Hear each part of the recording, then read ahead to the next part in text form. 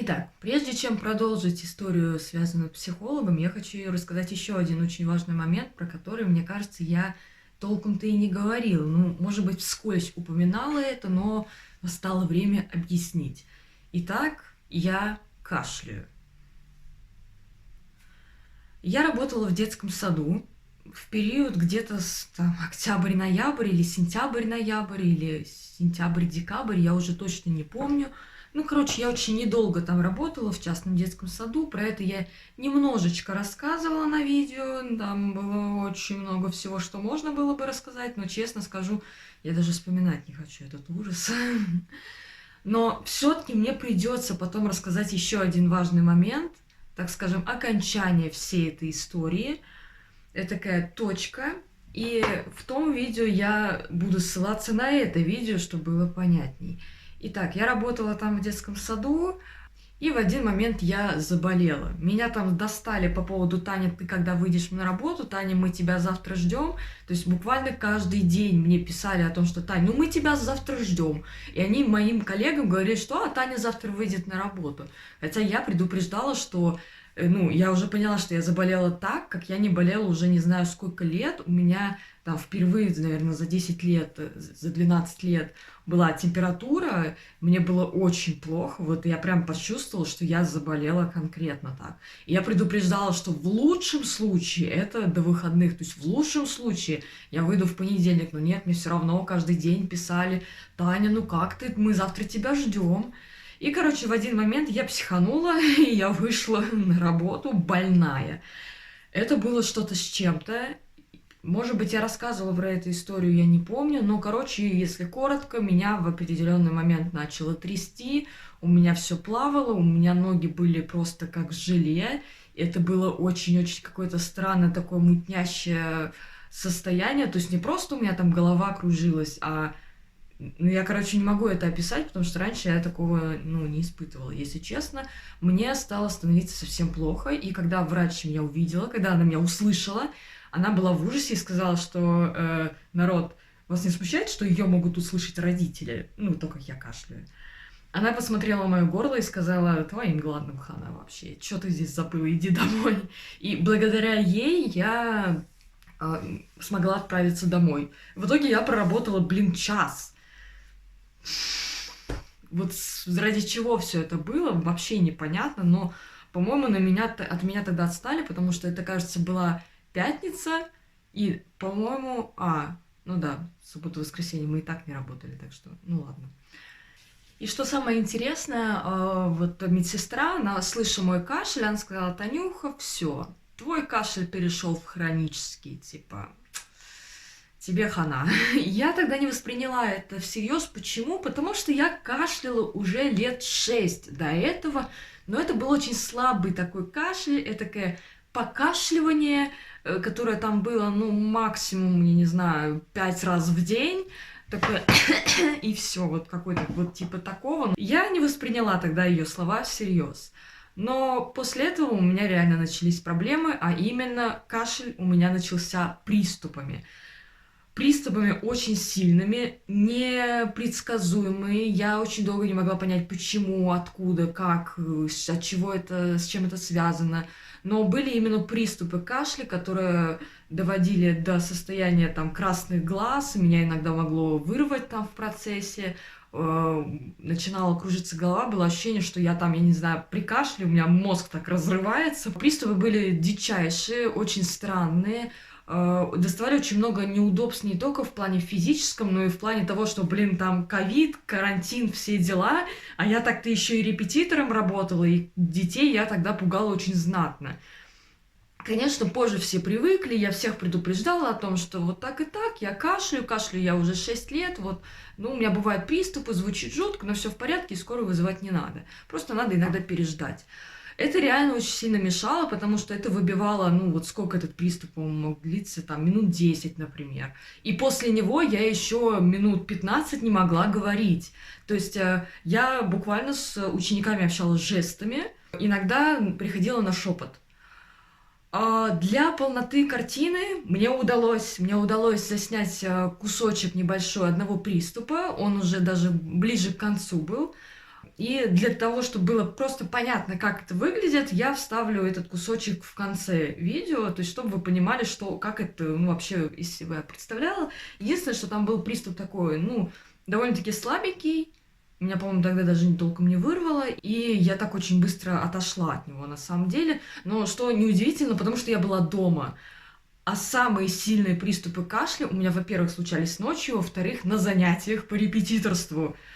И именно из-за этого я очень долго связывала свой кашель именно с речью. То есть я была уверена, что мой кашель из-за того, что я говорю. Правда, это немного не совпадало с тем моментом, что я кашляла ночью, посреди ночи просыпалась иногда. Но потом я поняла, что нет, моя теория крайне верна. Почему? Да потому что, когда я на видео лялякаю, я не кашляю. То есть как-то вот так вот очень странно. Именно когда я с кем-то разговариваю, у меня кашель получается. Но когда я один на один с камерой, как-то вот кашля у меня толком нету. Там такое, опять же, незначительное покашливание.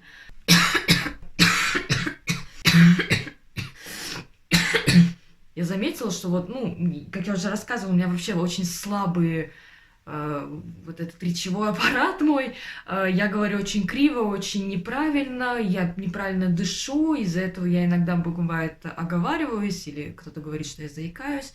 У меня очень сильно напрягаются голосовые связки, я не знаю, как это называется. Короче говоря, уже раньше у меня была такая проблема, что по выходным, когда у меня было там по 6, по 8 занятий в день, я хрипла уже на 3-е, на 4-е занятие. То есть я не могу много говорить. И вот я поэтому подумала, что, видимо, вот уже на новую ступень я вышла, что теперь мои разговоры приводят к тому, что я начинаю кашлять. И я очень долго связывала именно с этим фактором, и я обратилась к врачу, потому что, сколько можно уже? То есть, несмотря на то, что, опять же, тогда я детей предупреждала, но они еще не были к этому привыкшие, и их это напрягало.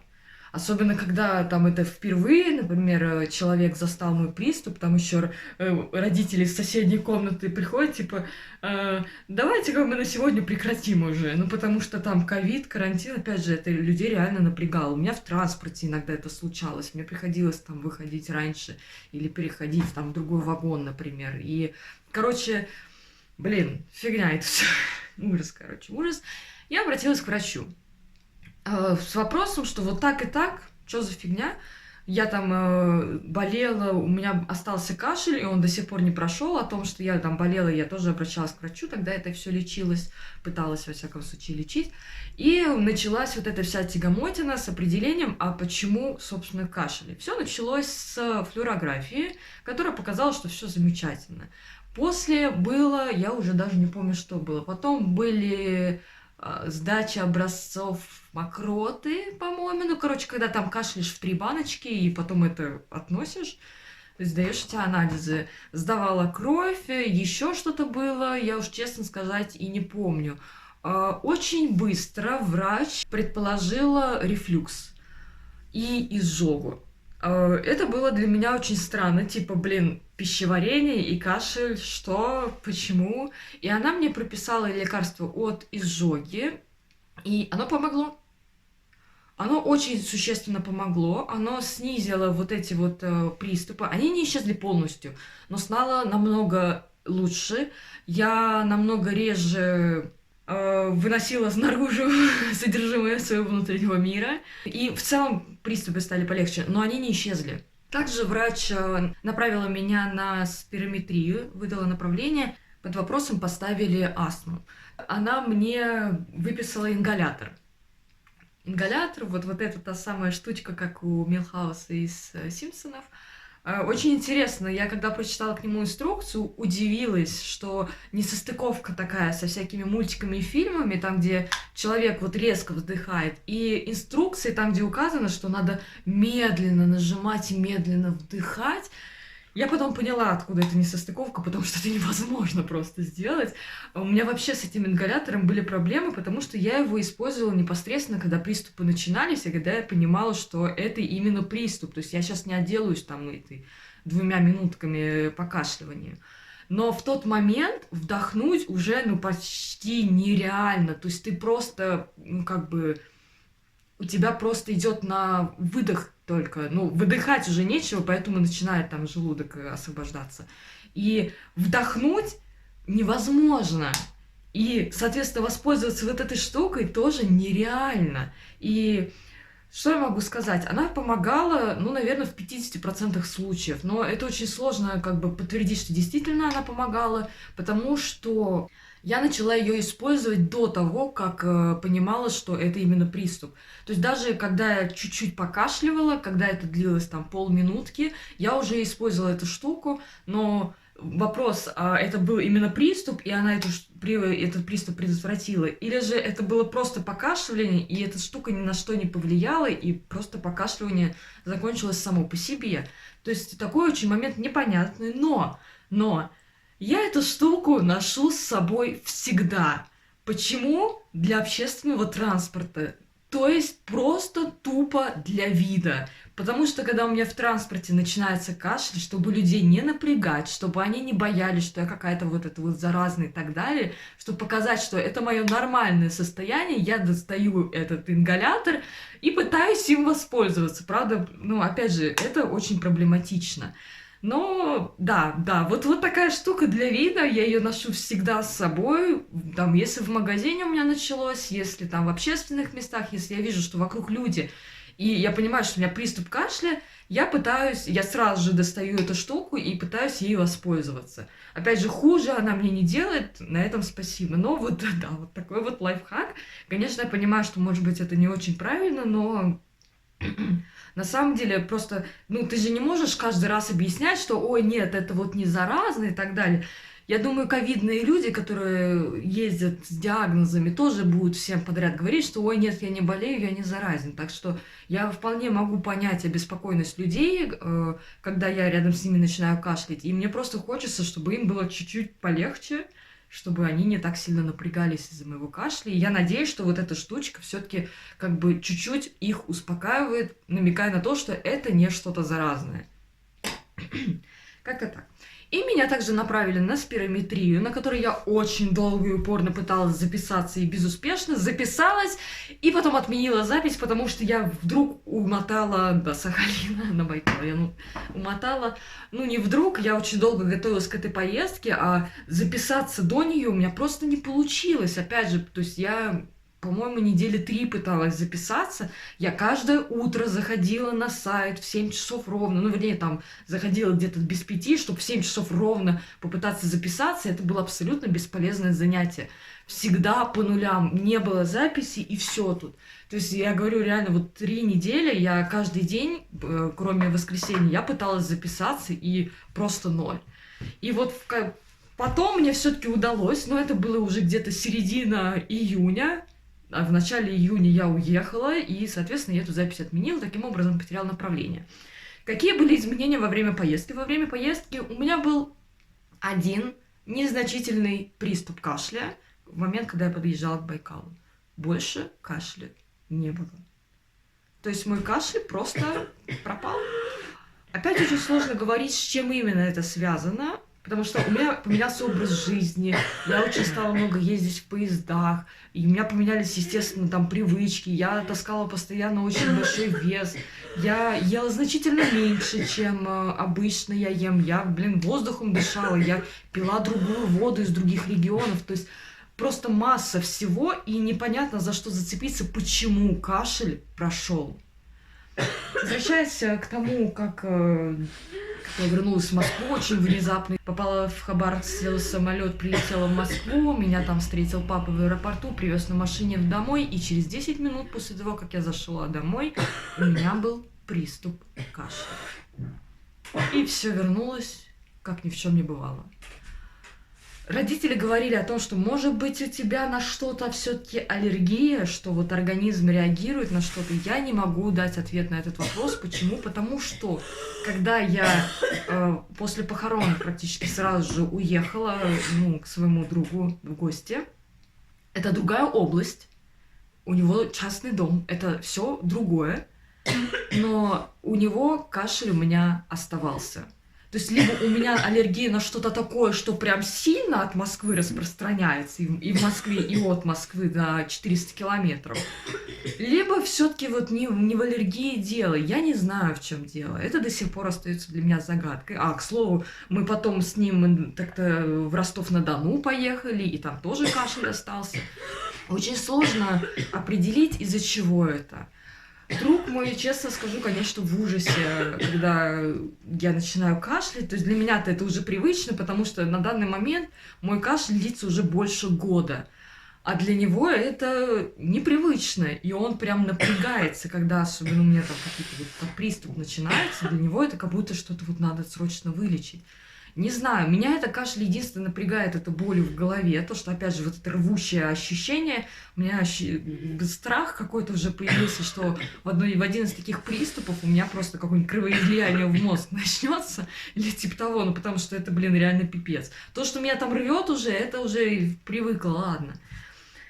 Дальше. Что было дальше? Я смогла получить повторное направление на спирометрию. Я ее прошла. Результат отрицательный. То есть у меня нету астмы. После чего меня направили на гастроскопию. Это там, где глотать вот эту вот трубочку.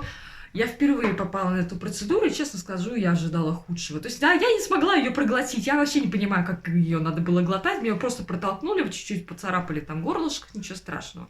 Но в целом процедура прошла значительно лучше, чем я ожидала. Надо было по приколу на диктофон записать этот звук. Это такое. Отрыжка дракона. Я угорала потом. Но гастроскопия показала, что все в порядке.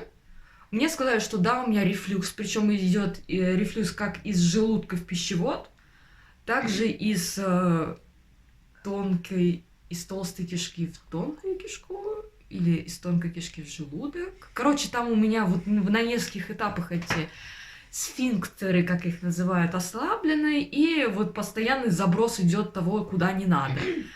Но мне тогда четко сказали, да, у вас рефлюкс, но кашель не из-за этого. Кстати, к слову, забыла сказать, я от изжоги избавилась еще до лета, так что все хорошо в этом плане. Но, да, кашель не прошел. Откуда он, почему, как так, что с этим делать, я понятия не имею. Я вот сейчас в силу обстоятельств живу с другом, и он очень упорно пытается мой кашель вылечить. Мы уже и там полоскали, и лекарства постоянно. В целом я принимаю что-то около 7 разных лекарств на данный момент, в том числе и сиропы от кашля, и всякие витамины. И он очень упорно пытается найти, как же меня избавить от этого кашля, но результата нет никакого. В целом я кашляю мало, я кашляю редко, но приступы бывают, они никуда не делись. И ночью они тоже иногда бывают. Вот, короче, как-то так.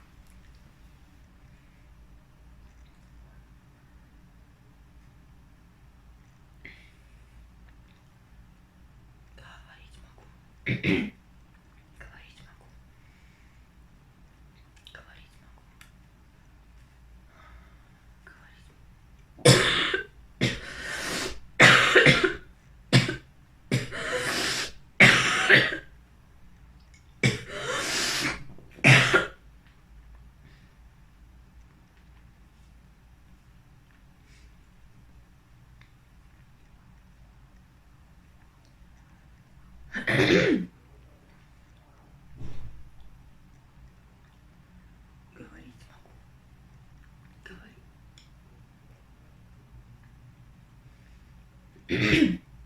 Говорить могу.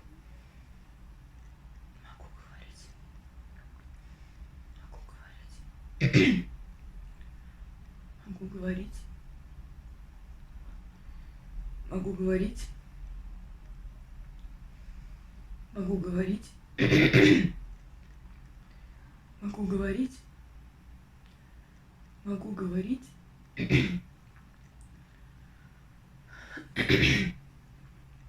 Могу говорить.